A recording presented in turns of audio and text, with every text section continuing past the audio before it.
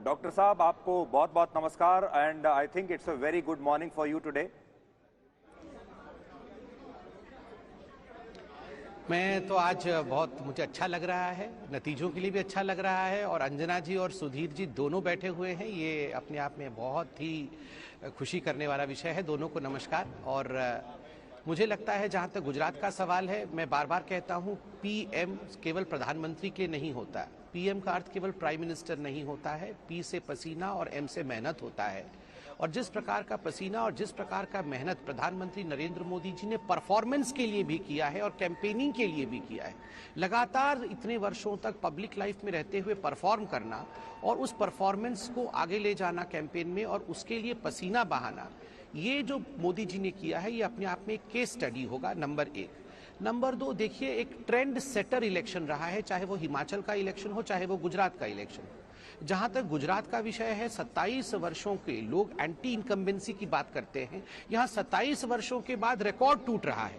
BJP का record 127 का था 2002 में, और कांग्रेस का रिकॉर्ड 149 का, जो पूरे गुजरात का रिकॉर्ड 149 का था। और वर्तमान में दोनों ही रिकॉर्ड को भारतीय जनता पार्टी तोड़ते हुए नजर आ रही है। ये अपने आप में एक ट्रेंड सेटिंग है कि इतने वर्षों के बावजूद भारतीय जनता पार्टी एक लाइन में पूछना चाहता हूं कि गुजरात में विकास, गवर्नेंस, ये ज्यादा बड़ा मुद्दा है या मोदी बड़ा फैक्टर है?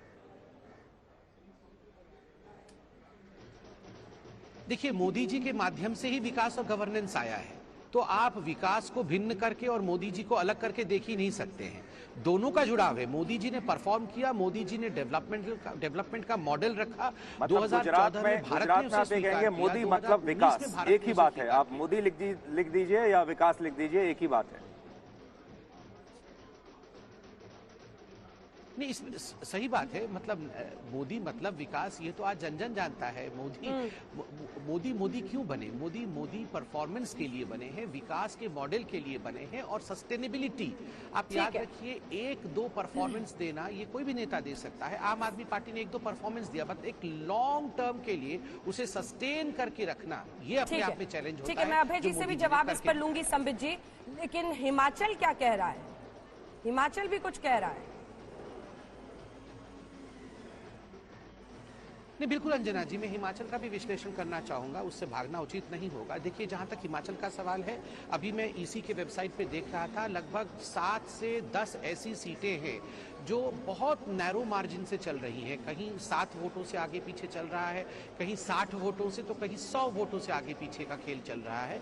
ये जो पकड़ धकड़ है, मुझे लगता है 1-1.5 घंटे के अंदर और क्लैरिटी के साथ भारतीय जनता पार्टी अपने आप को स्थापित कर पाएगी।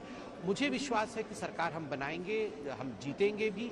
तीसरा विषय है, देखिए, गुजरात और हिमाचल में एक बेसिक फर्क होता है। हिमाचल, उत्तराखंड, ये जो पहाड़ी राज्य है, छोटे राज्य हैं, इनकी कॉन्स्टिट्यूएंसी छोटी होती है, वोटरों की संख्या, मतदाताओं की संख्या कम होती है यहाँ पर, तो एक इंडिविजुअल कनेक्ट, इसमें इंडिविजुअल बहुत मैटर करता है। परफॉर्मेंस के अलावा एक पुट जो होता है, वो व्यक्तिगत पुट होता है कि आप कितने लोगों को पहचानते हैं, कितने लोगों को जानते हैं, तो एक इंडिविजुअल वॉर भी होता है। चूंकि हमारी परफॉर्मेंस अच्छी थी, बहुत सारे हमारे कार्यकर्ताओं को ये लग रहा था कि हम बहुत ही बम्पर वोटों के साथ जीतेंगे, तो हमें भी टिकट मिलना चाहिए, हमें भी यहाँ से लड़ने का मौका मिलना चाहिए। तो कुछ सीटों पर हमारे डिसिडेंट भी रहे हैं, और इन डिसिडेंट्स के कारण हमारे कुछ वोट को उन्होंने खराब किया है, तो वो भी एक नतीजा हम देख सकते हैं। मगर मुझे पूर्ण रूप से विश्वास है कि जब शाम तक ये सारे नतीजे कंसोलिडेट होंगे, तो भारतीय जनता पार्टी विजयी होकर अवश्य। दुबे जी 35 जो मैजिकल नंबर है, वो आप हिमाचल में छू रहे हैं, उसको देखकर खुशी तो आपको हो रही होगी, लेकिन वहां पर भी अभी सस्पेंस है।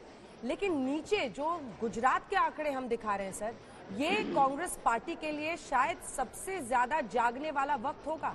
77 पर आप चले गए थे पिछली बार, और वहां से जो फिसले हैं तो 21, और वो भी तब जब 27 साल का बीजेपी शासन गुजरात में रहा है। मतलब आप एंटी इनकम्बेंसी को भी नहीं भुना पाते हैं, आप लोगों का जो विश्वास है वो नहीं जीत रहे हैं। अंजना जी, देखिए, जहां तक एंटी इनकम्बेंसी का प्रश्न है, तो व्यापक रूप से देश भर में है। क्या ये संभव है कि हिमाचल प्रदेश में तो एंटी इनकम्बेंसी हो और गुजरात प्रांत में नहीं हो? या 6 विधानसभा के जो उपचुनाव हो रहे हैं या 1 लोकसभा में, जिसमें से सिर्फ एक जगह भारतीय जनता पार्टी आगे है, छत्तीसगढ़, राजस्थान में भी कांग्रेस पार्टी आगे है। वहां पर इसका प्रभाव नहीं हो। हिमाचल प्रदेश का संदेश साफ है कि भारतीय जनता पार्टी की हार के आगे बेरोजगारी और महंगाई पर जीत है। वहां चप्पे चप्पे पर तो प्रधानमंत्री जी के चेहरे पर चुनाव लड़ी भारतीय जनता पार्टी। गुजरात के इस मैथमेटिक्स के पीछे केमिस्ट्री को भी समझने की आवश्यकता है। आप भी गुजरात प्रांत में रही, मैं भी रहा। अभी संबित पात्रा जी कह रहे थे कि हिमाचल के मार्जिनल वोट्स को हमको समझना पड़ेगा, तो गुजरात को भी समझिए। पिछली बार 100 सीटें 5% के वोट डिफरेंस से वहां हार जीत हुई थी। तो ये जो केमिस्ट्री है, इसमें बढ़ चढ़कर आप पार्टी को वहां बताया गया, जिससे कांग्रेस पार्टी को नुकसान हुआ। अभय जी, जो प्रदर्शन हो रहा है कांग्रेस पार्टी का इस समय, मैं ये नहीं कह रहा अच्छा है खराब है, गुजरात भी है, हिमाचल भी है, बाई इलेक्शन भी है, क्या इसका श्रेय आप राहुल गांधी की भारत जोड़ो यात्रा को देंगे? उसकी वजह से हो रहा है? बहुत अच्छा प्रश्न आपने किया। देखिए, सत्ता की भूख का छोटा रास्ता अपनाकर भारतीय जनता पार्टी चुनाव तो खुद के दल का जीत सकती है, मगर उससे देश नहीं जीत सकता।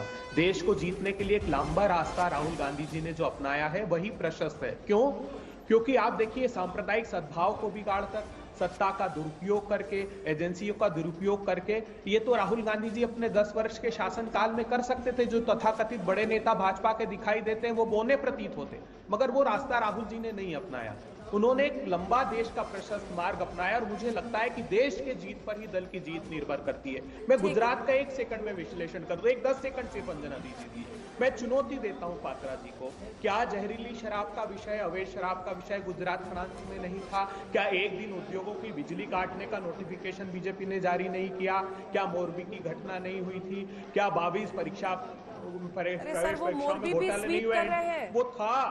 अभय जी, इस बात को समझिए, चाहे वो लखीमपुर खीरी, हाथरस, उन्नाव यूपी में रहा हो, या फिर मोरबी जिसको विपक्ष ने प्रतीकात्मक तरीके से इस्तेमाल किया सरकार पर हमले के लिए, यहाँ पर भी वो क्लीन स्वीप कर रहे हैं।